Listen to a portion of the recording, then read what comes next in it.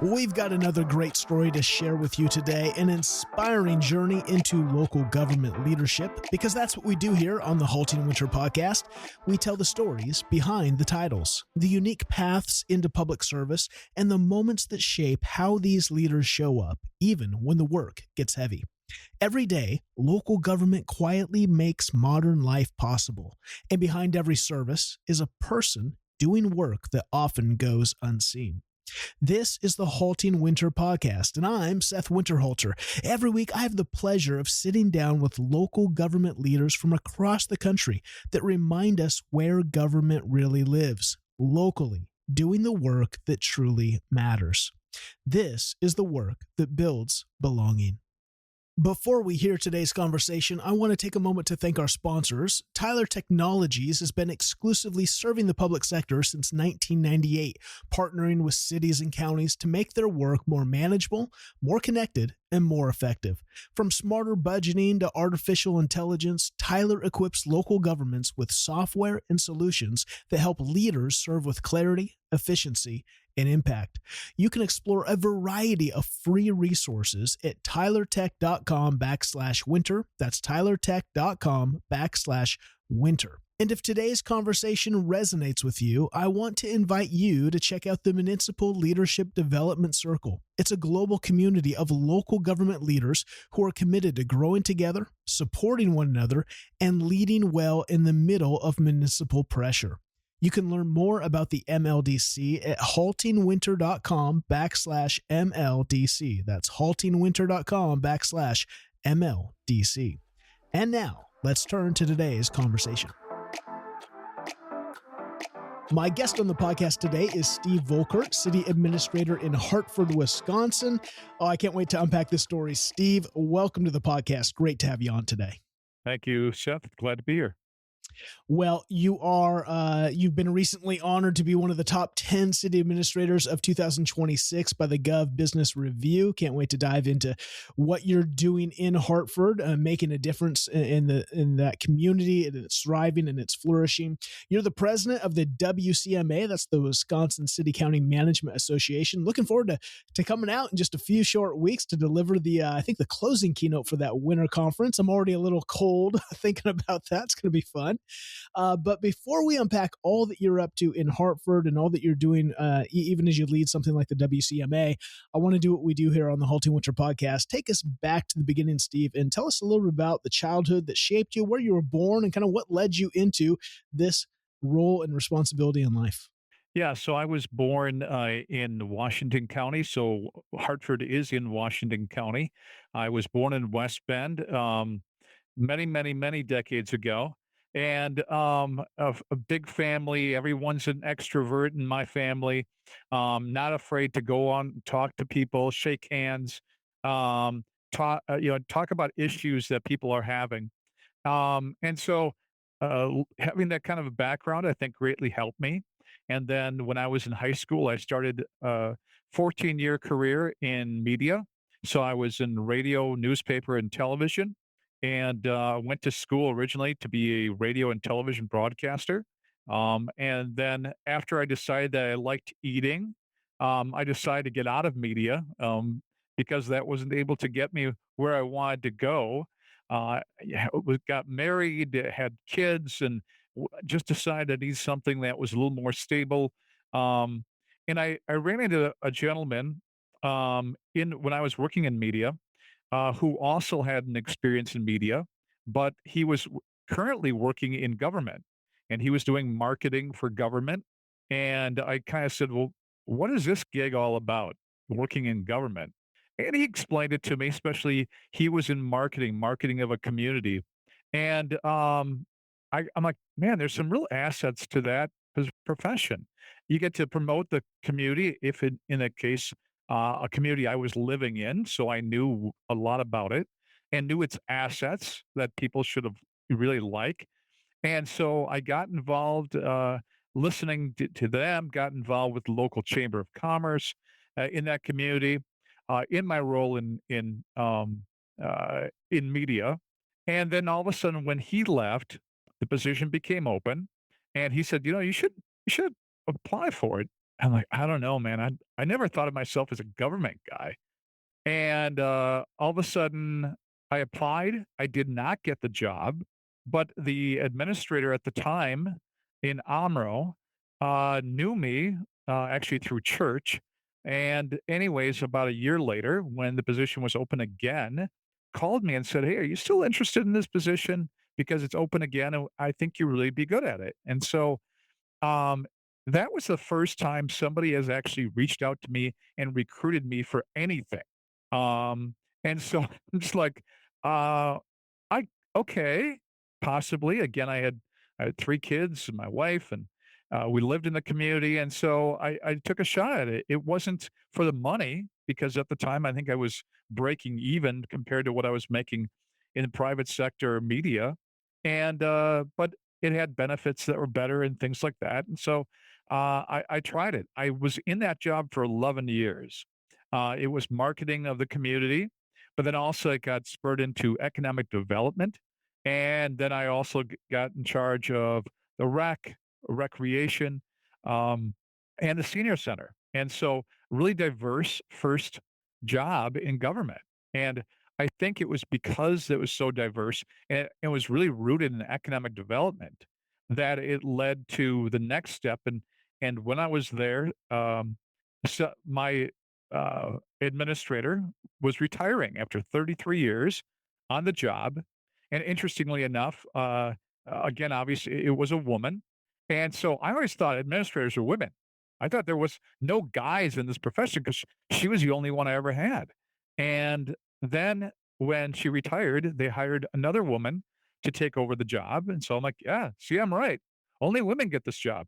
And the next person had it for 3 years, a friend of mine who would later leave and go to a community in northern Wisconsin.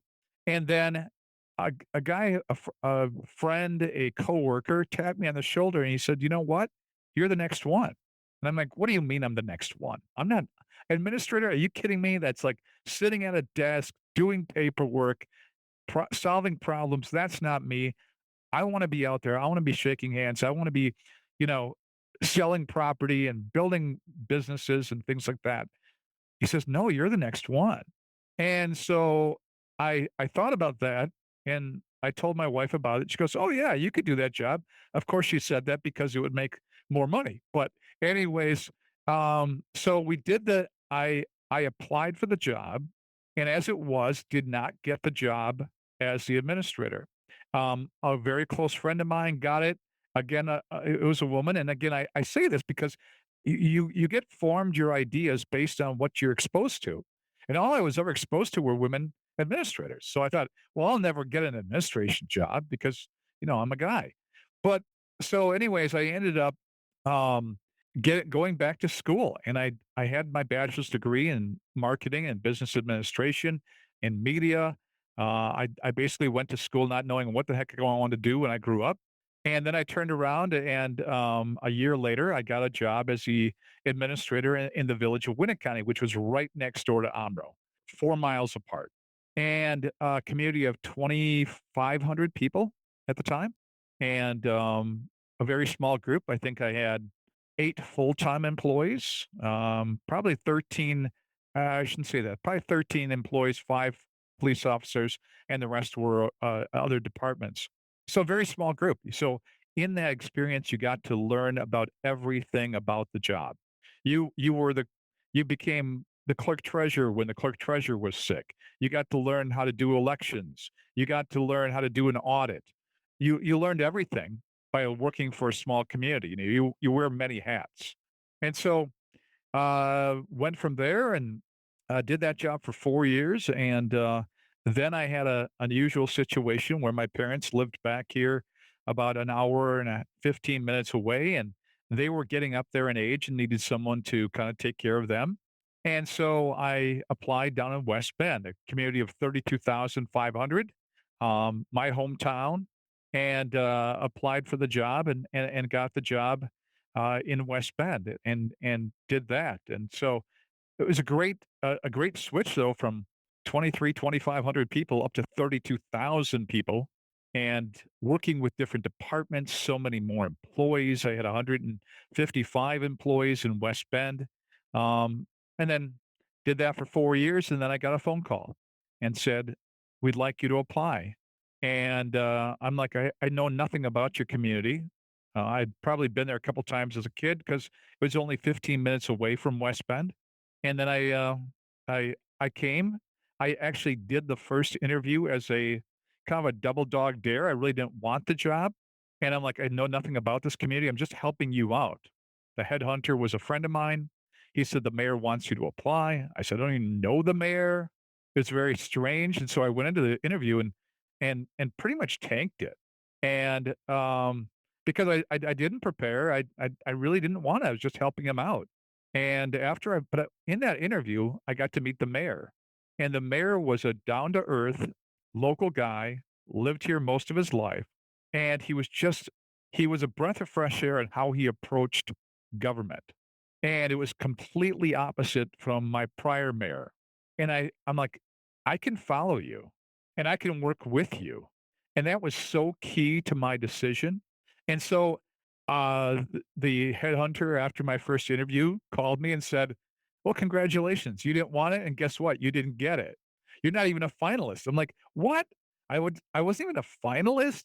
I think my ego took a little hit there, but again, I didn't try. And then all of a sudden, a week later, 2 weeks later, 3 weeks later, my phone was in the shop, my cell phone. And I got the phone back after a month. And on there are all these messages from the headhunter. Where are you? How come you're not calling me back? What's going on? So I called him back. I said, hey, my phone's been in the shop. I just got all your messages. And he said, they want you back for a second interview. I'm like, what do you mean? I didn't even make the finalists. He goes, yeah, but one guy pulled out and I promised him I'd bring him 3 finalists.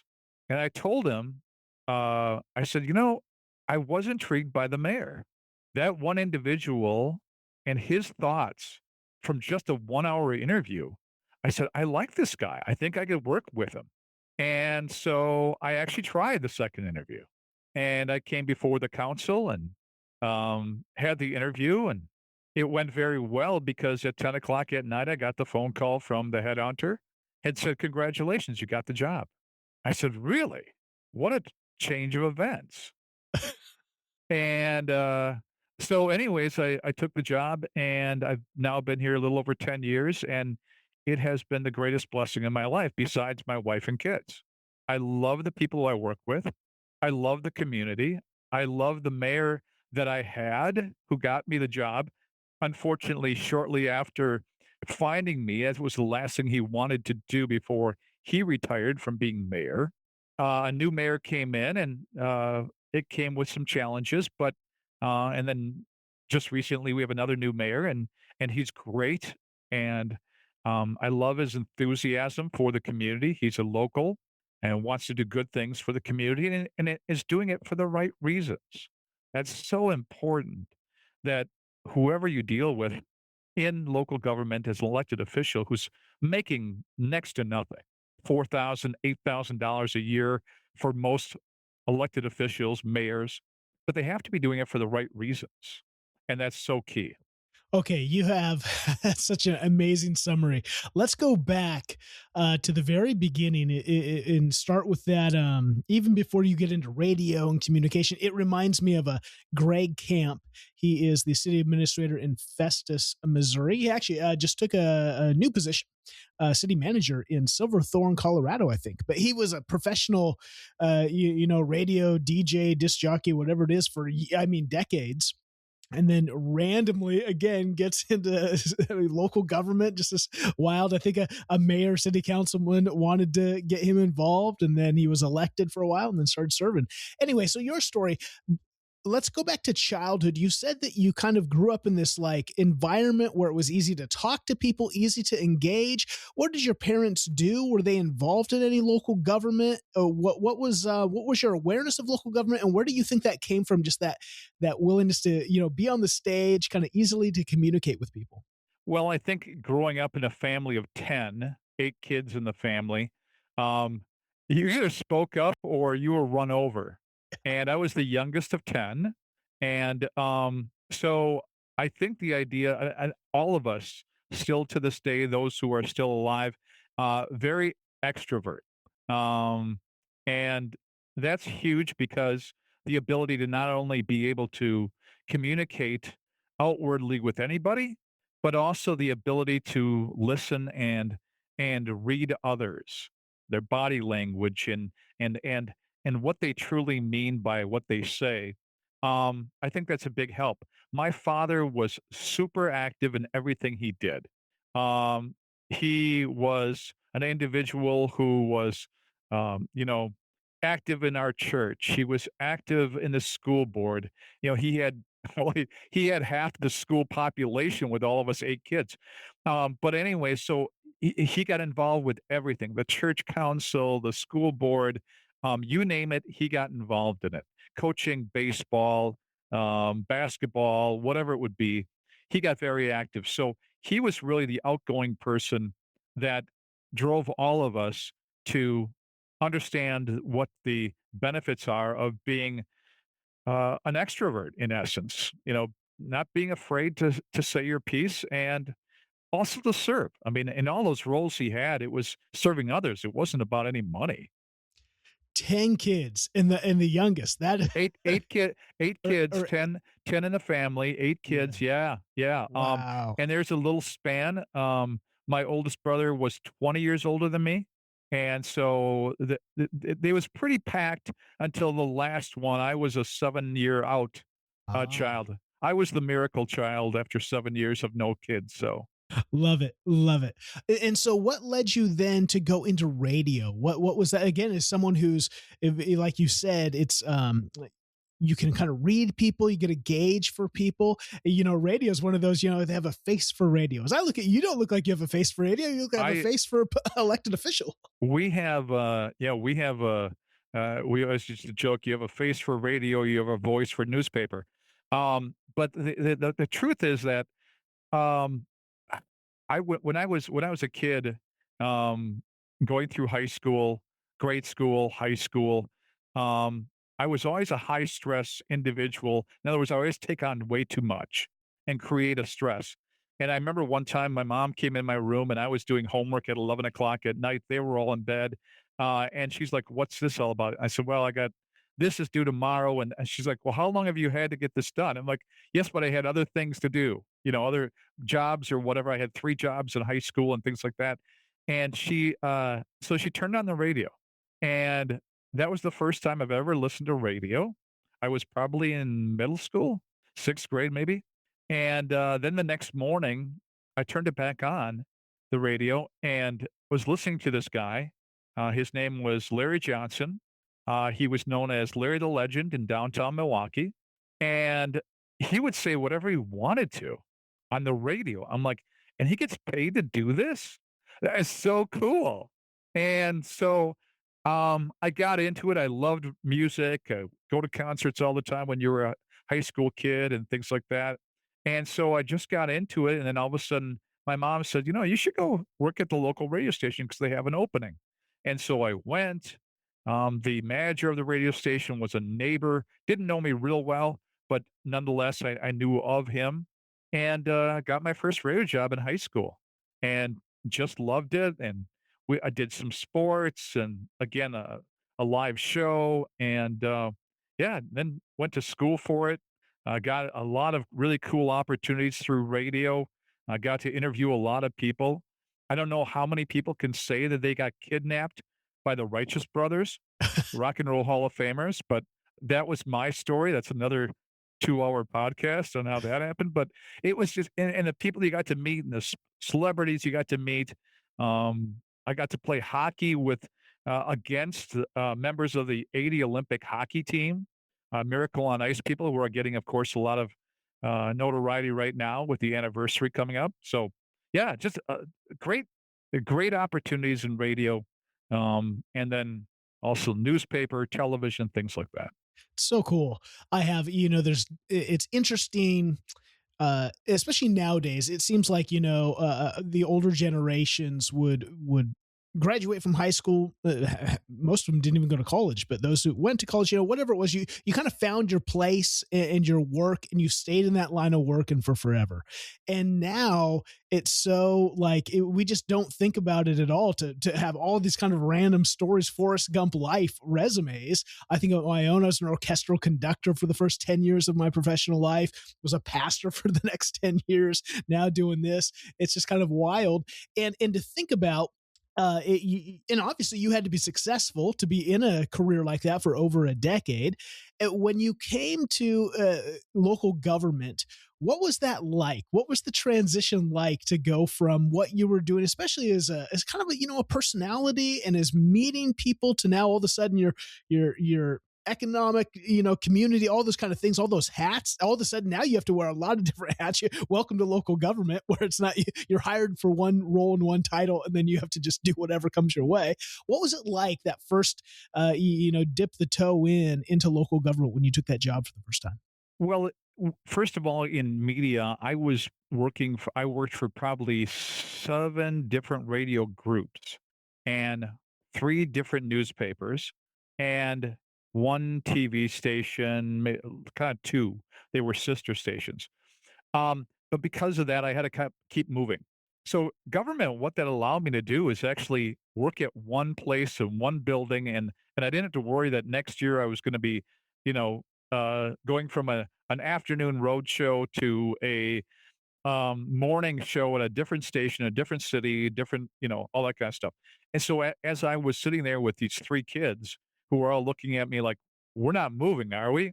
So one of the great things is I was never forced to move my kids out of a community in which they were born and raised in. So that was a huge accomplishment. And I thank government for that because it gave me the stability to do so. Um, but the other thing too is that in media, nobody complains to you. Their objective to come see you is not to complain. They're there to win the magnet they put on their, on their refrigerator, or they're there to win the tickets to go see, you know, whoever it was. Right? They're always happy to see you in radio. But in government, you got to get used to the fact of a lot of people that were coming to see you were upset about something. They're paying your wages, right? We've heard that a billion times.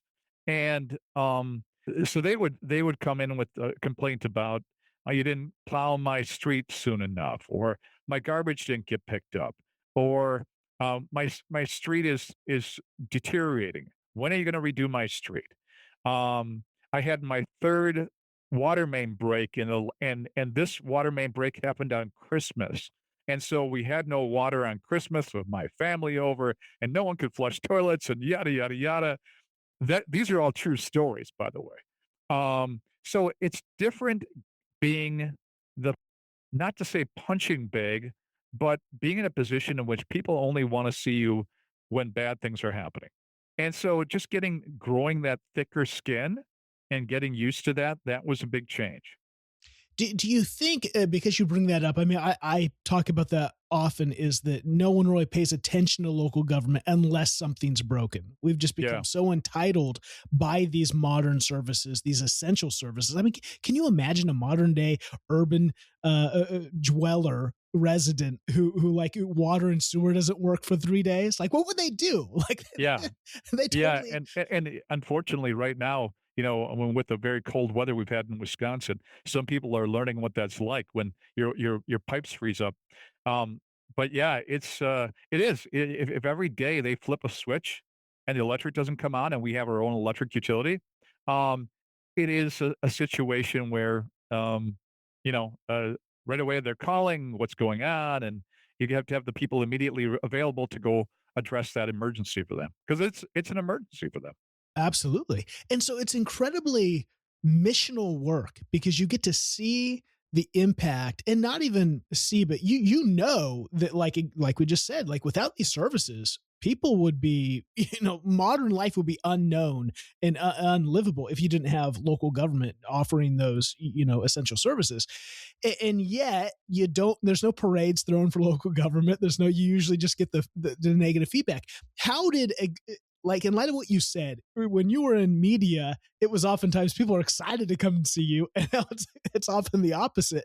How did you, even though you know you're doing impactful missional work, how did you have to shift internally to not just to not kind of become despondent at, like, man, you kind of throw your hands up in the air and be like, why work hard? Why, be zealous about this work and passionate if there's just no appreciation? It's one of the things I'm trying to figure out. How do we do better at helping our local government employees, leaders know that you are valued? And how do you find that intrinsically, even when you might not get the public recognition? Yeah, I think there's two things. I mean, with economic development, when you bring in a company to come in there and employs, 200 people, you just kind of know, well, I've just impacted 200 people's lives. I have made it so that this young kid father now has a job that can support him and get him through the early stages of life. One of the great stories, and I've got 50 billion of them, fortunately, at my age. But I was in the community of Omro I talked about doing economic development, and I was sitting at my son's soccer game, and I saw a young girl kind of walking in front of me, and she had a Omro Foxes sweatshirt on, and the name on the back of the sweatshirt was Abdu, ABDU. And I knew who it was. It was the daughter of a man who I helped to start a business, a restaurant, which was the family business, a great family. I helped him find the place, get his food distributors, get his licenses, get the health department in there. I helped them find a house in to live in. I enrolled his children into school, and I helped him to find an avenue to get employees. And I'm thinking to myself, that kid and that name on the back of that sweatshirt is because of me. Now, that sounds like I'm boasting, but it's not. It's the impact that I had on that one child. Actually, there was 5 in the family because of just what we do here in government is we help people reach their objectives in life. And it's those types of things. It's also, I mean, you have situations where, a person's having an issue, and you temporarily solve the issue. It might have been a backup in their sewer line, which again was caused by them flushing things they're not supposed to flush. And we go out there and fix it, and things are fine. They can a lot of times, hey, thank you for solving the problem, or yeah, just little things that people do, or a new store comes to town that you help to bring, and people go, "Oh, we're so excited about the new restaurant or new store," and they go there and they're successful, and you go, "Yeah, I had a hand in that." And so it's those little things, and the last thing is sometimes what we get gratification from is when someone comes into City Hall, and they are fit to be tied, and they've gone to one of my employees and screamed and yelled. The first person they saw screamed and yelled. And they go to well, who's your boss? And they talk to the department head. And they're screaming and yelling at the department head. I get really jacked up fun when I know that I'm about to take on a person who's just super upset about something. And I can get them, when they leave, to say, okay, I understand. Thank you for your time. Now, they had no intention of walking into my office and ending it with saying, thank you for your time. So to reverse those types of things, it's like a scorecard around here. And people are like, oh, this guy's really upset. You're upset about the taxes, or you're upset about this, you're upset about the new fees. All right, bring them in. Let's go. It's a competition. I'm very competitive. I'm very, that's a part of being in a family of 8. We all played sports or competition. And so everything was a sport. Everything was a competition. And so having that competition of being able to reverse someone's negative attitude to be at least accepting of reality is just a huge win.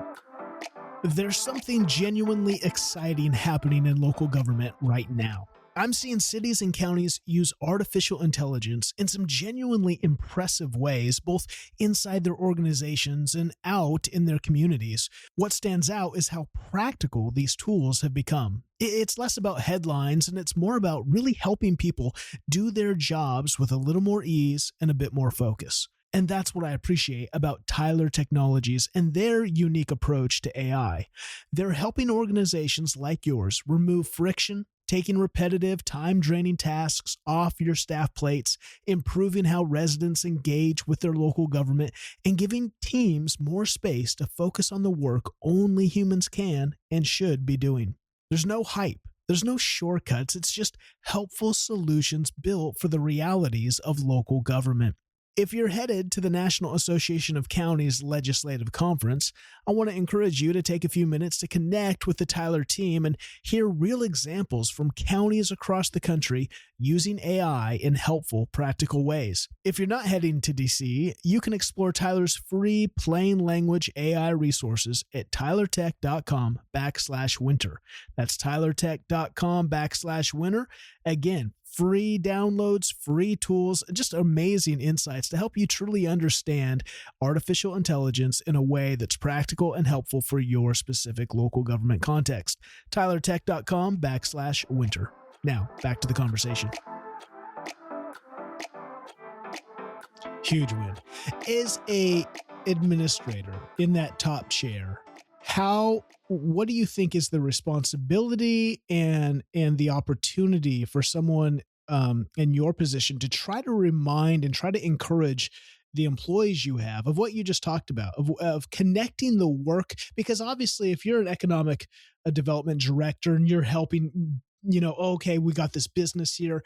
But if you're a public works, frontline employee filling potholes and maybe you don't see all the connection. Maybe you work in planning, and again, the larger the city, the more, kind of in the weeds you can be, and you don't necessarily meet that family. You don't see the end goal. What do you think the job of the administrator is, just culturally, to remind people of the work that you're doing and how what they do specifically is connected to the end results of impacting people's lives? Yeah, one thing that we really stress, that I have always stressed, is that we have a weekly memo that goes out to the council. It was originally meant just to be a council. Here's what I did at school today, kind of thing. Put this up on your refrigerator, right?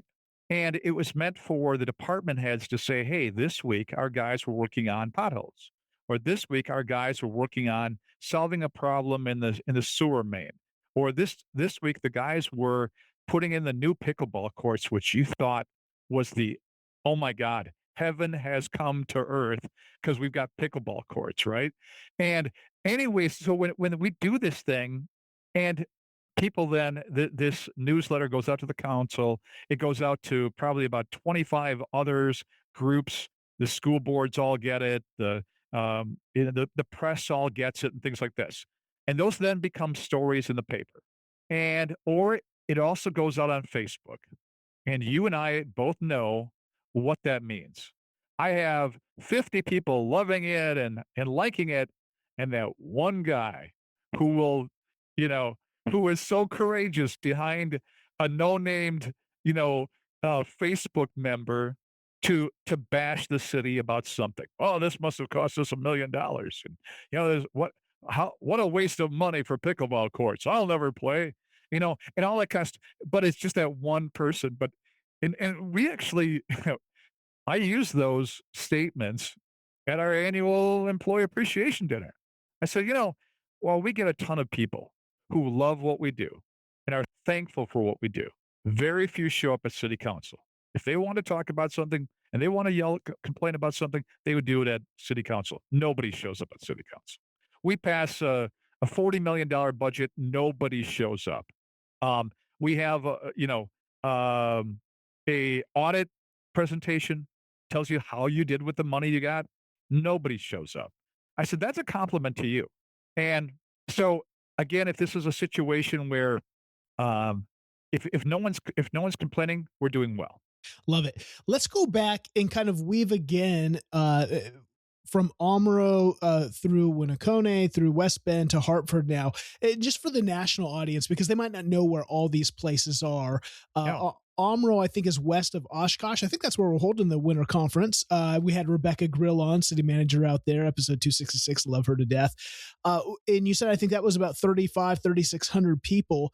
You spent a good, I think, a decade there in that role before you become, you take your first village administrator role. And you kind of mentioned that, thinking about is, that's only, maybe a woman's role. That's, and then, so when you take that, when you leave Omro for that other city, that's I think in northwest of Oshkosh. Again, is it south of Green Bay? How far from Green Bay is both Omro and Yeah, so Amro, Winnick County, as you said exactly, they're twin cities right west of Oshkosh, and Oshkosh is midway down the state, half 1 hour north, 1 hour north from Milwaukee, kind of, and 1 hour south of Green Bay.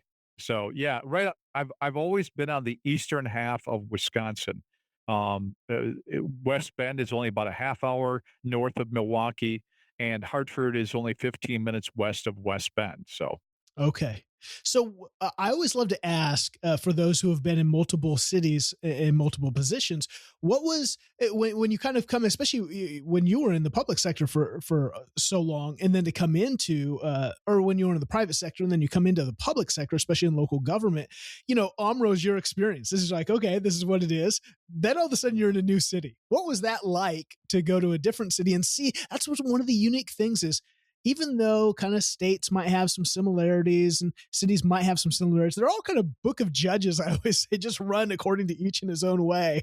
All different structures, all different kind of rules and policies. What was it like to go to a different city as well as all of a sudden become the village administrator there? yeah, so I mean, it was different because who I served changed. I wasn't just changing the business population. I wasn't just, I wasn't just there to make money. Economic development is obviously your revenue stream, your money stream. Um, in business, we talk about again sales and production, right? I was sales forever, and then I went into production, and I was producing things for the public and providing services for the public. And again, how you address that and how they addressed you greatly changed. Um, Also, going from again, what would be considered a 3,500 still considered a small community, right? And a 2,200 community, again, small community. You wear many hats, um, but you got exposed to a lot of different things, and you had to question yourself an awful lot. And one of the toughest things is your mental health, is to how many times you question yourself, can I really do this? Can I really, I mean, I've never done an audit before or been audited before and had to do all the paperwork ahead of time and produce all the documents. Um, and a budget. I mean, the first budget that I did in Winnick County actually was done for me. Well, they didn't actually do a budget because I got hired in October, but didn't start till January. And so they didn't have a budget. They just said, well, we're going to use the same numbers we used the previous year. I said, well, that's slightly illegal. You need to send something into the state. And so I called the state and said, okay, here's the situation. Will you give me the grace, slap me on the hand and let me do, at least send you something? And they said, yes. So we did that. So that was a definite situation. But then every time, excuse me, but then every time that you had to be faced with doing a different task that you weren't used to, you always questioned, am I smart enough to do this? Am I smart enough to figure this out? And like college, you realize you don't have to know everything. You just need to know who to ask. And also it's okay not to know everything and be okay with that, psychologically. And also don't be afraid to ask for help. That's one thing I stress with new, younger administrators now is the fact of reaching out to me or a senior advisor in the state of Wisconsin is not a mark of weakness. It's a mark of strength. And being able to say, I've never done this before. Can you tell me how I should do this? This morning alone, I took 3 phone calls from 2 different administrators who are going through different things. And I said, thanks for reaching out. Here's my experience. Here's what I would do. They both hung up, thanked me and hung up and went about doing that. And hopefully they just felt that by banging their ideas off of somebody else who's got a little more age to them, experience to them, that they felt more secured in the decisions that they're making.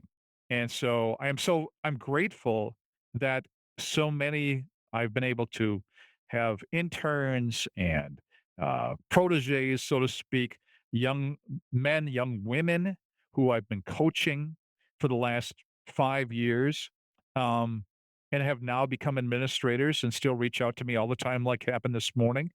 And I'm very grateful that they feel comfortable enough to call me when they're having tough times, because your mental health can really be struggling in many situations. I would think too in a smaller community, when I was a pastor, I pastored a very large church, and people, oh, if I could just have a large church, and I used to say, man, one of the hardest things is when you're a part of a small church because you have to wear all the hats, and it's you can kind of go schizophrenic because you're the lead guy and you're telling here's what we need to do, and then you're talking to yourself because I've got to go then do it, and so it can be one of those things where, like you say too, it's not a failure. There's no one I think that gets into any city management position and just knows everything. It's too expansive. There's too many areas, and that's kind of the beauty is everyone that's why I love this podcast, is hearing the journey that shaped you. And that's probably going to give you, like, when it comes to communication, you're going to have insight that no one else is going to have because you've been doing that for so long. It's natural to you. But when it comes to, I'm sure when you got into economic development, it was like, oh, okay, well, how do we figure this out? Right. And I think that's one of the beauties is learning from each other and sharing those resources. And that's the importance of, we're going to get to in a minute, organizations like the WCMA, because that's the unique thing. There is no, like, I can go as a business owner to a chamber of commerce and I can meet other business owners in my city. You're the only one in your city. You've got to go to these regional, statewide events to actually even engage with other people in your role. And that makes it very unique. And what I think is also can be very lonely for such a role that takes so much, like you say, you've got electeds, you've got residents, you've got staff. I call it, you're on the municipal tightrope, kind of fighting a three-headed snake that can be a lot of emotional, mental reality there, I'd imagine. Oh yeah, I mean, I've had stories of individuals who, have greatly questioned their choice to get into local government because of situations they've had with elected officials. Um, I mean, I've had stories of individuals who they're driving home. They had about a 45-minute drive home, and they literally got to a point. The residents were not happy with him. The council was not backing him anymore. Um, and I mean, he literally said to me, "There was a part in my drive home because I felt like a failure that all these people were against me because I was." I was staying with my beliefs and how it should be run versus how they wanted to run it. Him being a little, much more professional in how he wanted to run a situation. And he said, on my ride home, I remembered there was a um, a dock off the highway, and I truly thought about turning my car and going off of into the water. And that's such an incredibly difficult thing for him to say, but it's the truth. I mean, there's so many people that, geez, if you went home and said, I'm making really good money for my family, I'm supporting my family. My family is used to a certain lifestyle, but I'm about to lose it because I have a new elected official and they don't like me because, I turned them down for something, when they were a business or whatever the deal is. I always say, and we always say in this business, you're one election away from crazy. And so you could have a new elected official come in and that just hated you because, oh, by the way, you went to a opposing high school 50 years ago. You know what I'm saying? I mean, it's just so ludicrous by why some people can not like you or, whatever it is. Um, Someone can run because they hate government. They hate the local government. They got arrested several times by our police department. This is why police chiefs and fire chiefs are not connected and not overseen by the council. They have the police and fire commission because you can't have that whiplash effect.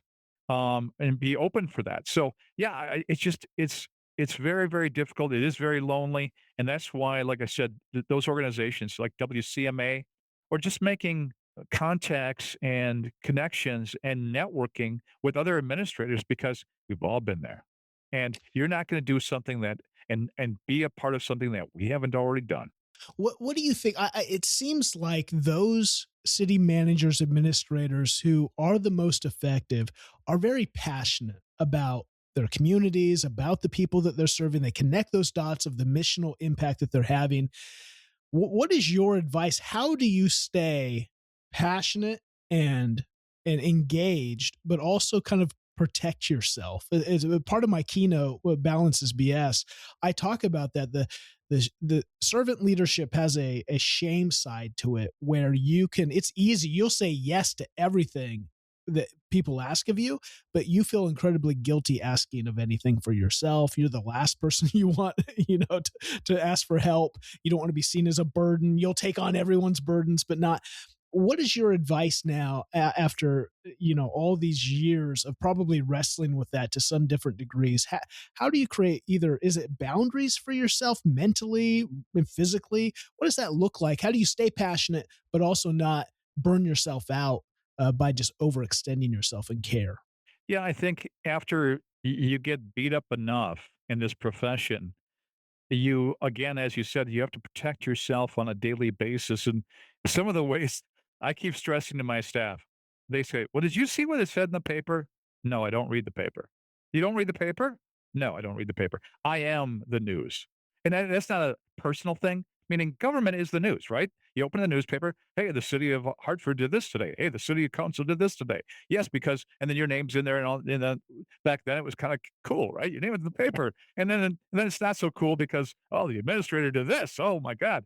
But also, it's like I tell my staff, don't read Facebook, and because those individuals, as I mentioned before, 30 of them are going to come out and say, "That's great. That's great. Great stuff. Thank you for doing it. Thanks for the police officers doing what they do, the firefighters for saving this child, blah, blah, blah," right?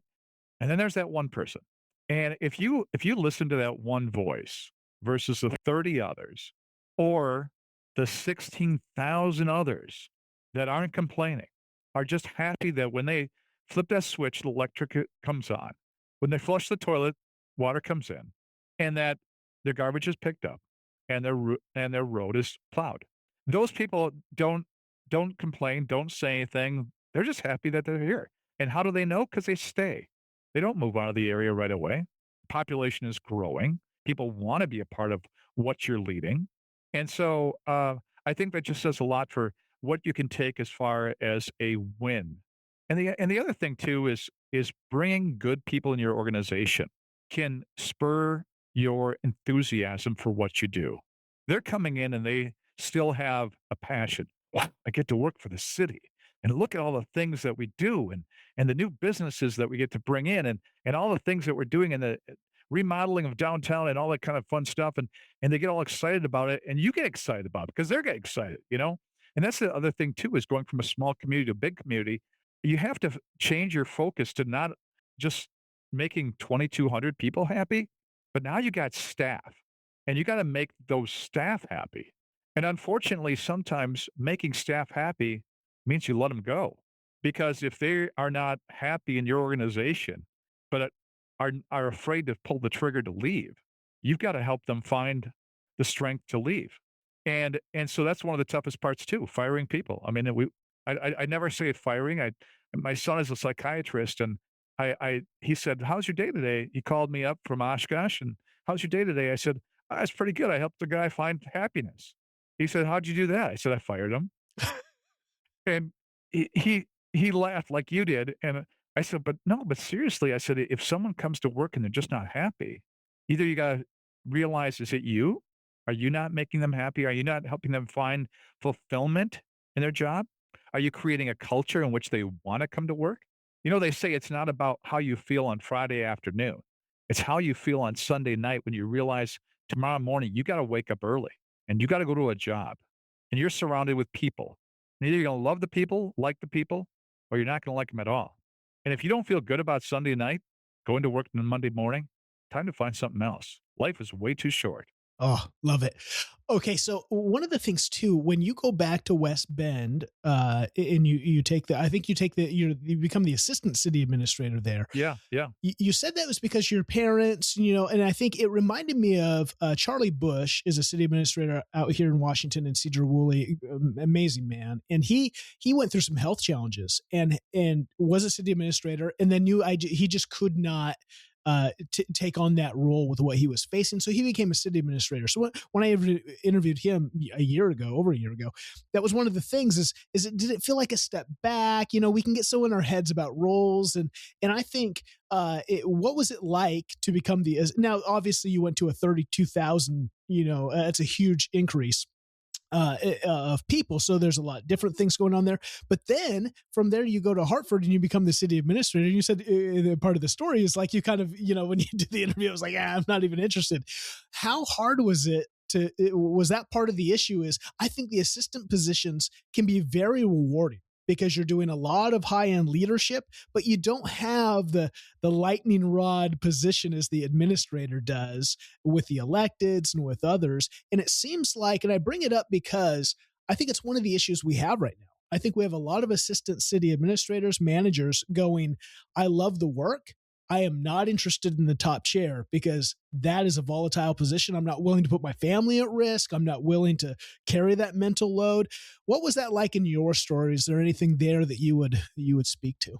Well, mine was very unique in the fact of when I was the city of West Bend did not have an assistant administrator, and the administrator said, "I need help. There's 12 different departments. I need someone to take on half of these so that I can focus more closely with the other six." And when they hired me in to be the next assistant, the first assistant administrator, um, he left, and so I never worked with him. He retired within about a month of them announcing that I was coming. I didn't take it personally that he was leaving, but then when I got there, they said, "Oh yes, now we're looking for the new administrator." Oh, okay. And they said, "So we did an interview, and we again would like you to reach out to the person that we've decided to hire." And so then I asked a couple more questions about the hiring process that they went through, and I found that the hiring process was not done legally and correct because they didn't get advice from somebody, an attorney or whatever. And I said, "Yeah, you can't do that. Though how you handled it was incorrect. It's illegal. So we need to do it again." And now I'm 2 days in the job and telling this mayor, "Yeah, what you did was illegal, and you got to do it over again." And so what they did is they ended up having another meeting, and in that meeting they found out that um, actually some of the people who voted for him didn't now chose to change their mind. And so they didn't have enough votes to go into open session to do it. And so what they did is they said, well, one guy we have right now, who is an economic development director, I want him to be the administrator. And a couple of members of the board go, he's never been an administrator, not in Wisconsin, not anywhere. And so the mayor said, well, Steve will show him how to do the job. And so what really happened is I took on half of the city while training him how to do the administrative role. I was fine with that. I was just happy to be back at home and everything else. Um, so I did that for, again, 3 years. And after all is said and done, it was a, a, a good situation. I was very close with probably all the department heads because they knew that I knew the language, they knew that I had the experience, things like that. So they really relied on me more than my counterpart. So while the title was assistant administrator, I was doing more of the day-to-day work of an administrator. I did the budget. I worked on it with the audit. I was involved with elections, things like that. But to the tune of putting them all together. But the clerk ran the election, so I got a lot more done that way. And he was more economic development and the person who sat up by the council and represented at the council meetings. So the nice thing about that was, yeah, there. If they didn't like the way things were, I wasn't the administrator. So my desk was a little off the beaten path. And so, yeah, yeah. So there was some advantage to that situation. And then when coming to Hartford, of course, there is nobody else, and you're going to take all the flack, and you're going to take all the responsibilities, and you're going to be the one to people to scream and yell at if need be. So you've been in Hartford now. You just celebrated, I think, 10 years, over a Yeah. decade, which again, I think is double the average tenure of city managers, administrators in these roles.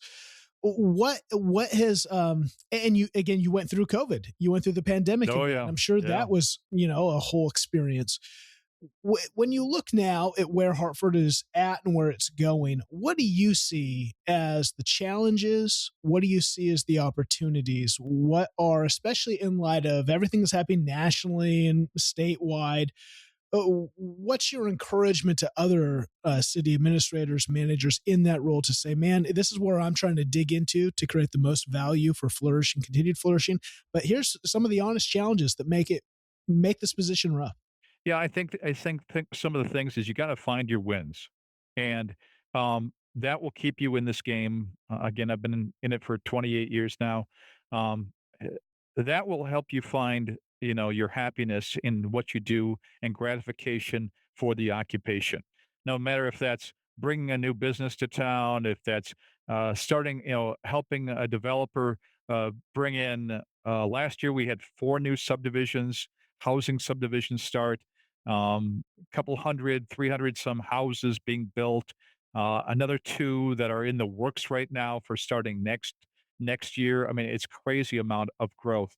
But with that comes growing pains. So is my fire department ready to answer the call with all these more with additional people?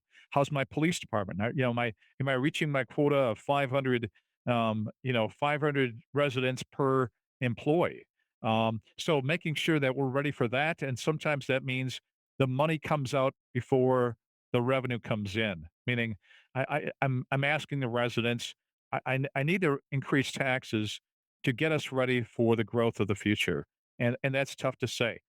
Asking people to spend more money on taxes, especially in a very Republican conservative state, and I know we're considered a purple state, but Wisconsin, especially eastern Wisconsin, is a very conservative area. And Washington County has been told to, been said to be the most red county in all of Wisconsin. So that being said, it's very tough to explain why the investment's worth it when we're able to meet the challenges of a growing community. I want to take a quick moment to pause here because there's something I hear over and over again as I talk to local government leaders from across the country. The work can often feel heavy. The expectations are high, and most days it can feel like you're carrying all that weight alone. That's why I created the Municipal Leadership Development Circle, or what we call the MLDC. The MLDC is a community of local government leaders from across North America who are committed to growing together, supporting one another, and leading well in the middle of significant pressure, not just in theory, but in day-to-day practice. It's a place to think clearly, learn from others who truly understand your unique context and work, and to be reminded that you're not the only one navigating these unique challenges. If you're looking for connection, perspective, and a steady place to keep developing as a leader, I'd love for you to learn more. You can find details at haltingwinter.com/MLDC. That's haltingwinter.com/MLDC. Now, let's get back to the conversation. What I want to be mindful of the time. I want to dive into the WCMA and obviously the winter conference is coming up. What's one of the things we've mentioned it before, the importance of just community and networking in this position, but I would also imagine there's a lot of pressure and there's a lot of this role is incredibly busy. You got a lot of people, right, talking to you, got a lot of strategic planning, you got problems today, issues about the future. There's probably a lot of excuses that come up for someone to go, I just can't make it this year. What would you say to the leader in Wisconsin to say, this is why you should make it a priority? Yeah, it's twofold. Either one of two things is happening. One is you need to commiserate with those who are dealing with what you're doing, or you need to go seek advice in what you're doing.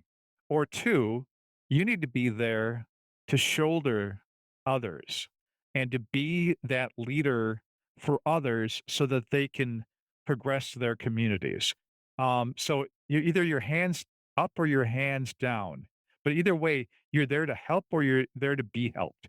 And that's so big, especially older, um, more seasoned administrators go, what are you going to teach this old dog new tricks? I've been doing it the same way for 40 years. What are you going to teach me? And I was telling them, maybe you can teach us. And maybe there's a younger administrator who just needs to have a mentor that can teach them something. And not to say that everything that everyone's ever done is right, but if you listen to 5 or 10 different voices and you listen to our speakers at the conference on great ideas, hopefully you take a lot of notes and take it back. And you're going to make yourself more enriched in your job. You're going to know that you're not alone and maybe some really great ideas of things you can implement. One of the things that I, one of my former public works director who was with me, he was here for 35 years, I think it was. He always said, I said, I won't be here next week. I'm at the WCMA conference or I'm at the ICMA conference, the international conference, right? Oh, I hate that when you go to a conference, you say. I said, because you miss me? He goes, no, because you always come back and you want to change everything. I said, well, that's what it's about. It's about getting new ideas and getting a new enthusiasm for what you're doing and coming back and being a better person, a better leader for you. And but then he goes, yes, but then you want to change it. Yes, absolutely. I want to I want to make things better. I want to modernize what we're doing. I want to make us have a great environment to come to work so that people think better about Sunday night going to work on Monday morning. I love it. The last thing I'd ask you, and you hinted to it already at the beginning of the podcast about just encouraging you want to encourage the younger generation to get involved in Yeah. local government. That's my big thing. I'm trying. In fact, it was before I came on today, I'm putting together like the HaltingWinter tour. How do we just get in front of high schools and colleges and say, because that's the biggest thing. I mean, it's your story. The over 90% of the people I interview who are city managers, city administrators, county managers across the nation had no idea of even this position when they were in college, and very few knew about it, and that was their trajectory.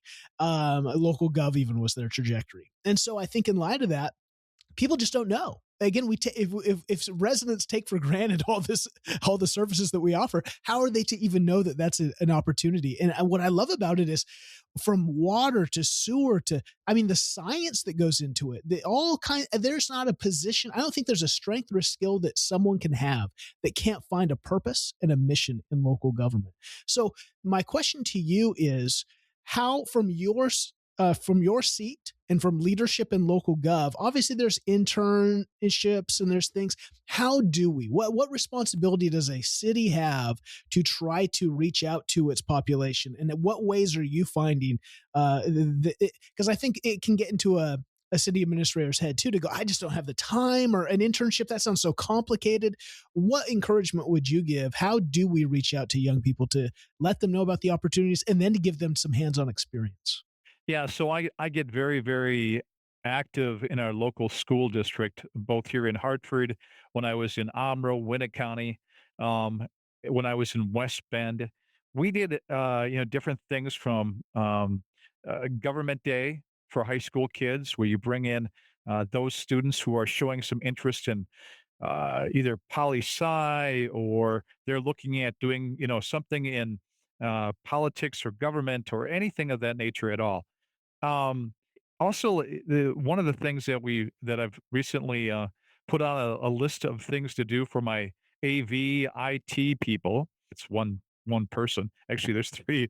But I said I want a video, and I'm sure I got this idea from an ICMA conference. We just recently had one in October down in Tampa, which was phenomenal.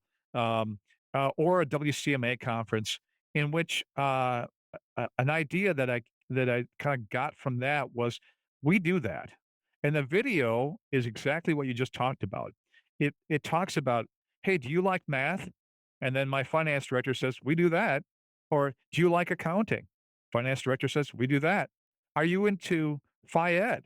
You like physical activities? My park and rec director goes, we do that. So it's a video that we're producing right now. It's called We Do That. And so it's meant to take everybody, no matter who they are. Um, maybe you like picking things up and putting them down. I've got a job for that, if it's sanitation or what it is. If you like science, you talked about that.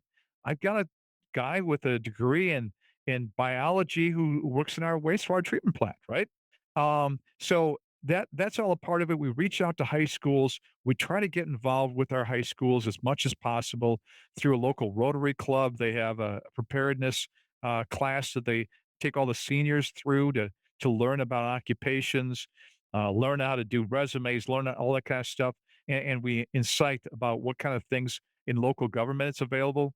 Um, so yeah, reaching out to them, and also then the next step, of course, is college kids, and saying those who have started to narrow their field down to something in government, politics, federal government, state government, whatever it would be, is to say, have you ever thought about this? And let me let me invite you to WCMA conference. And by the way, I think I have three college kids, students, who are coming to see you at the winter conference in Oshkosh in February, and are first time attendees. And I'm going to take them around and meet everybody and meet all the other administrators, young, old, to tell their story. And also let them listen to the sessions like yours and everybody else's, and get to know what this is all about. And hopefully when I'm this you and everybody else presenting at WCMA will be my sales pitch for why they should look deeper into this. And then we'll go into internships, we'll go into working out projects. Sometimes it's just a project that you can do an analysis on this or that kind of thing. So yeah, we're excited. We get very involved in the local universities. There's three of them that offer mas- uh, masters of public administration (MPAs). It's on my wall behind me, and I can't remember what it is. But they all, and so we have a very close relationship. WCMA does with all their students, and we offer them internships and to do projects and other things, and maybe do a summer internship or a year-round internship, paid or unpaid, whatever they need. And yeah, I think it is very important for all of our administrators to fill that pipeline because we're not going to do this forever, and we need people to get interested and to fill those positions. I think, like I said, it seems like the vast majority of people I interviewed didn't really know about the position of city management administrator and really didn't really know what local government did. But the other thing that the vast majority said, it was some kind of internship or some kind of opportunity to really experience hands-on the dynamic power and positions of local government that gave them such a, like, this is amazing. Like, and I Yeah. think that's why internships are so important, and not just doing paper in the, sorting paper in some back office, but actually letting them see, letting them shadow, letting them see the impact on everyday people and the cool things that, man, local government's up to. And one thing that we've done also, I did it in Winnet County, and I'm trying to do it again here in Hartford, is we do have a situation with high schoolers where they can actually be a liaison to the council. So they come to council meetings, and we did this again in Winnet County where they had a student liaison, and the high schooler came and talked about what they were doing in high school and what was big coming up. But they also got exposed, good, bad, or indifferent, to council meetings, and sometimes you were wondering if you should hand the kid a Kevlar vest before a meeting. Um, and again, but I also think what it did, it also is it kind of put the adults in the room on notice that they can't be like children.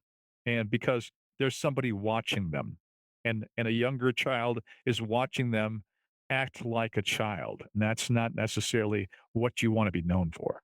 Mm. Such a great point. I have been in a far too shocking meetings over the last 2 years where I just can't. I think it's, again, we could go into the incivility and just the emotional chaos that's happening. from national to state, et cetera. But I think it plays just some of the way, like you said on Facebook, like you can get on your anonymous profile and say whatever you want from your mom's basement. Great.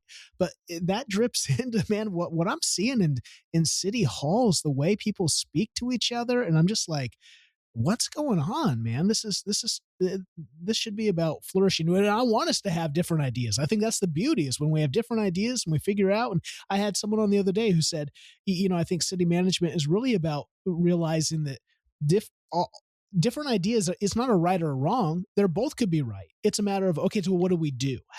Which one do we choose to move the ball forward? But it just seems like we're so entrenched. And if I hear something different than what I think, that must be wrong. And that's to be demonized. And it's just like, So, oh man, so many good insights. I want to be mindful of your time, Steve. Oh, anything else before we wrap up? No, I want to thank you for the opportunity. Again, getting the word out about what we do. Unfortunately, people only necessarily see the bad side. We jokingly always say that if you ever get a headshot, don't smile. And the reason we say that is because that same headshot will be used when you say, hey, taxes are going down, or administrator gets arrested for DUI. So you always never smile on your shots. And I jokingly say that because you never know. If you're going to have a good day or a bad day, but it's always something different. And again, it has given me a life, and my wife, my kids, it's given us the ability to live a life of which we've been very blessed. And again, at the end of this all, I'll probably retire in a couple of years, 2-3 years, and I think I'll be able to look back, and not only the fact of there's all these public buildings that have my name on it because I was there when we built it, but it's more so all the lives we've impacted. I'll leave with one story. Every time I've left a community, I've always had that victory lap, and people who retire know everyone knowing that you're leaving, no matter if you quit for another job or whatever, has that. Was people find out that you're leaving, you've never even known these people, and out of the blue, they come up to you. I remember being in Amro for 11 years, and a little woman came up to me, an older woman in her 80s probably, and she started crying. She said, I can't believe you're leaving. And I didn't even know who she was. And I'm like, and my wife after, and I started crying, and it was, I'm like, I didn't even know what I did for you, right? And she goes, I just liked living here because of how you did your job. And I'm like, wow. And so my wife goes, well, who was it? I said, I have no idea.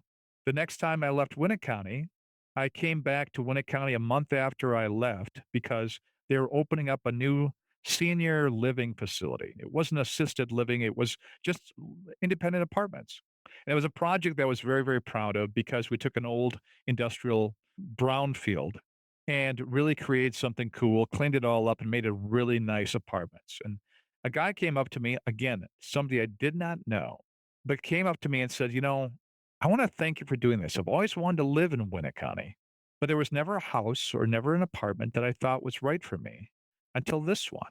So thank you for giving me the opportunity to come back to my hometown and live in this facility. Again, didn't know who he was, didn't know his name, but somehow, without me knowing it, I impacted his life. That is the work of local government.